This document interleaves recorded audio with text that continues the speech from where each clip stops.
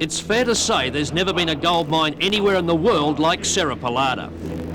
Just 5 years ago, this gigantic hole in the ground was nothing more than a barren hillside in the middle of the remote Amazon jungle. Today, it's one of the richest square miles on Earth.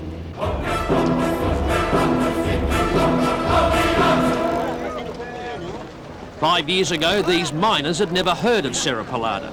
They were farm workers, factory hands, nut pickers, rubber gatherers, even the odd lawyer and doctor, you name it. They flocked here from all over Brazil and the rest of South America when they heard the magnetic word gold.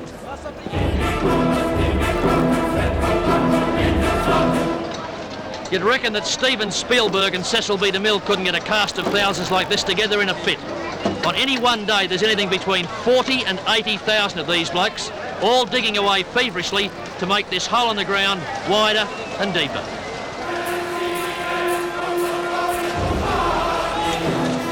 Meet the man they say started it all, Jose Petosa da Silva. Serra to his mates. Serra was just a penniless farmhand. Then one day, while he was bathing one of his children in a creek, he found the first gold nugget. 600 grams. 600 grams, the first gold that he found. That was the first bit that he found. Serra found more than $500,000 worth of gold before the word got around. Within a few months, thousands of fortune hunters swarmed here to fight for a few square feet of pay dirt. So what about today?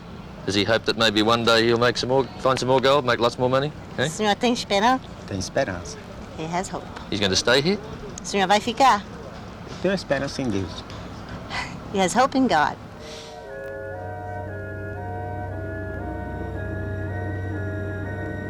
To get to this new El Dorado is an adventure in itself. After the long haul to Brazil, there's another 2,000 kilometres north to the mighty Amazon. And after all that, a final hairy light plane flight to a dirt strip literally hacked out of the jungle.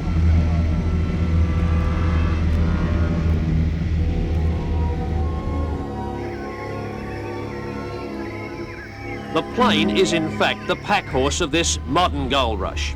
At one stage, this bush airport was one of the busiest in Brazil, with more than 100 flights a day. Serra Pelada has its own customs, its own police, its own system of rough justice, and everything is checked with a fine-tooth comb.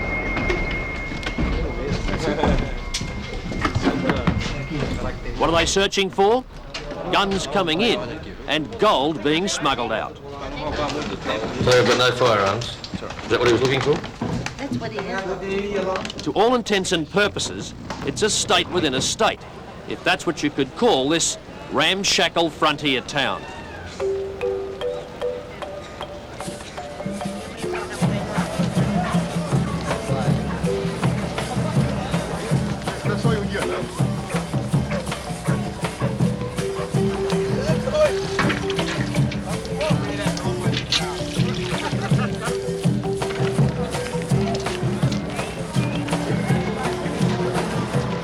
Serra Pelada is pretty much a law unto itself, where booze, gambling, firearms, homosexuals and particularly women are all banned. The only lust allowed here is lust for gold, and the only pleasure, finding the stuff in this amazing man-made hole in the middle of nowhere. But most of these men will leave Serra Pelada as broke as when they came here. They don't own their own claims. They hump these 40-pound bags of dirt out of the pit for a boss who pays them at 10 cents a time and keeps for himself any gold that comes out in the wash.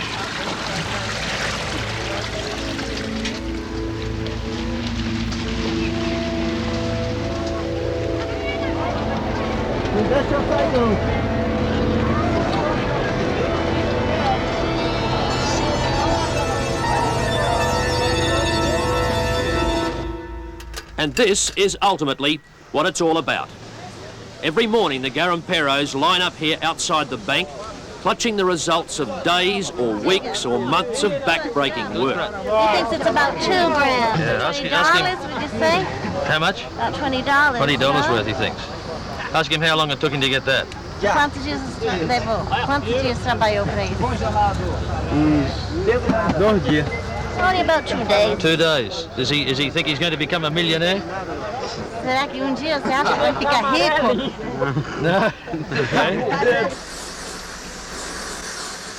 This is where they find out whether they've been slaving away for a few dollars worth of low-grade dust or a chunk of solid gold worth thousands.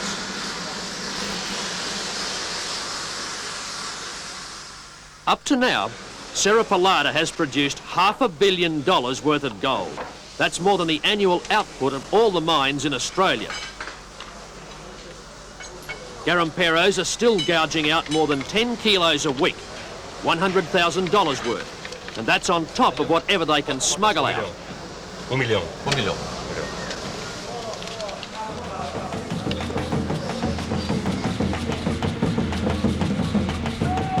You could call this a rocky road to riches. This is the bus service in the nearby town of Maribor. The entire fleet is owned by a former miner who struck a gold seam worth millions. One of his partners was this man, Renzo. He went to Cerro Pelada as a doctor, caught gold fever himself, and gave up his practice to scratch dirt.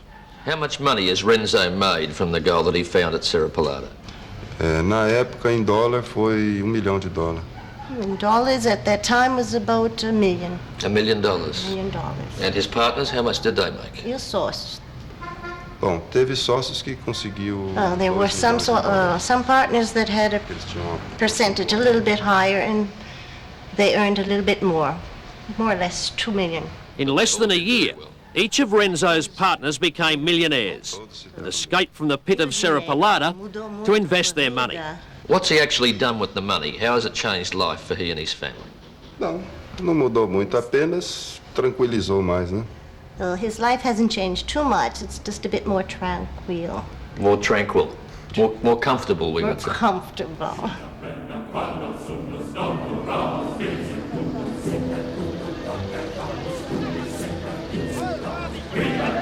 But most of the miners, ants or formigars as they call them in Portuguese, barely earn enough to eat. They break their backs on these treacherous cliffs for a mere $2 or $3 a day.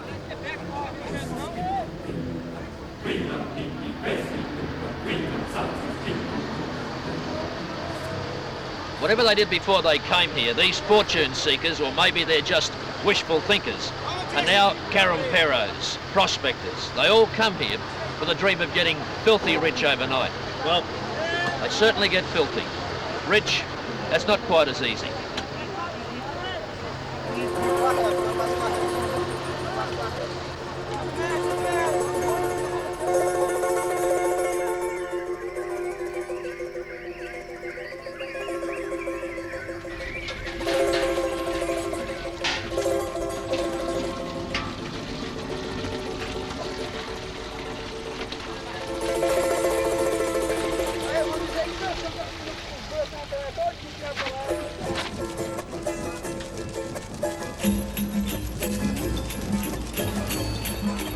When they've finished their day's labours, there's not a great deal of action in downtown Cerro Pelada. In fact, the only excitement is, of all things, a circus.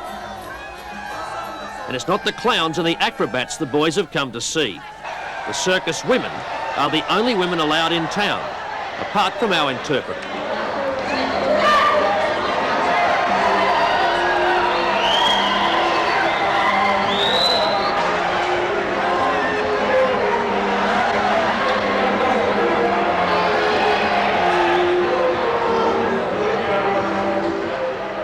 But if they want any real action, the garimperos have to take a weekend leave pass and head 60 kilometres down the track to a town, well, a place called Kirianopolis.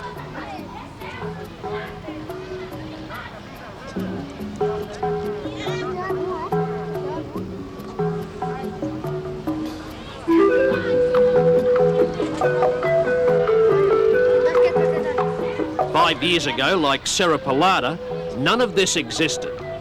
Today there are 60,000 people here, but it's really only a town of stores and whores. 80% of these shacks are either bars or brothels.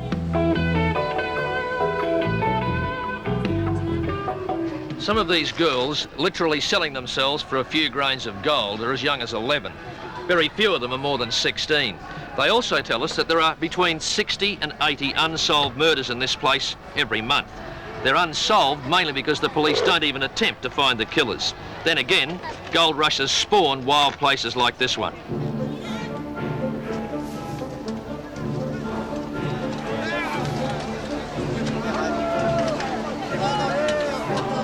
Monday morning and it's back to work, and the pit is no place to be if you've got a hangover.